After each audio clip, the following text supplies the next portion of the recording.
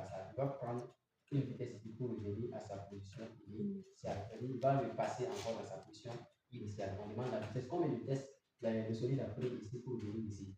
Cette vitesse, on va déterminer. Donc, cette vitesse, pour connaître la voici un secret très simple. Tu mets V0' égale. Ou soit tu mets V0' égale parce qu'on va te dire, il a quitté au point pour venir ici. Quelle vitesse va-t-il décoller de notre arrivée à son passage? Donc, pour déterminer cette vitesse, c'est très simple et très facile. Tu mets V0 égale à V0. Et tu mets ici au carré.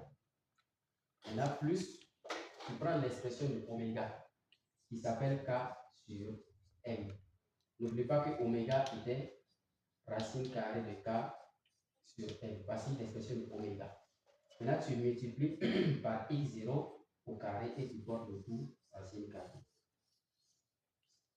C'est une formule à maîtriser par cœur et c'est qui va trouver. Maintenant, par la suite, on va te demander de déterminer l'élongation maximale qui s'appelle xm. Donc, élongation maximale.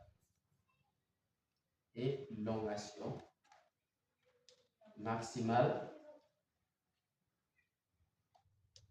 qui s'appelle grand XM. Grand XM, tu mets grand XM, le secret ici. Vitesse égale à vitesse. X aussi égale à X. C'est ce que tu dois maîtriser comme secret. Si on vous demande la vitesse au passage de sa position initiale, il faut dire vitesse V0', la vitesse qu'il demande là, est égale à la vitesse initiale, la vitesse qui était là-bas au point initial. Maintenant, tu vas donc prendre oméga 0 au carré, tu mets ici et tu mets dans la position. Maintenant, si tu veux la formule de XM, tu prends cette écriture, tu mets ici, tu prends cette écriture, tu mets ici, tu prends cette écriture, tu inverses et tu appliques la formule. Donc, c'est pour te dire que si tu connais ça, c'est que tu vas connaître ce qui va suivre là. Je prends d'abord x0, je le mets en première position et je déplace les 0 là, je vais avoir x0 au carré plus x0 va quitter sa place pour venir prendre la place de celle-là. V0 va quitter dans sa place pour venir prendre la place de celle-là. Donc, V0 est entré ici. Et il va être au carré. J'ai déjà choisi les deux valeurs. Là, je fais monter l'inverse. On va donner M sur K et toujours à l'intérieur de nos racines carrées. Voici, c'est fini. Maintenant, on va parler des équations horaires. Les équations sinusoïdales.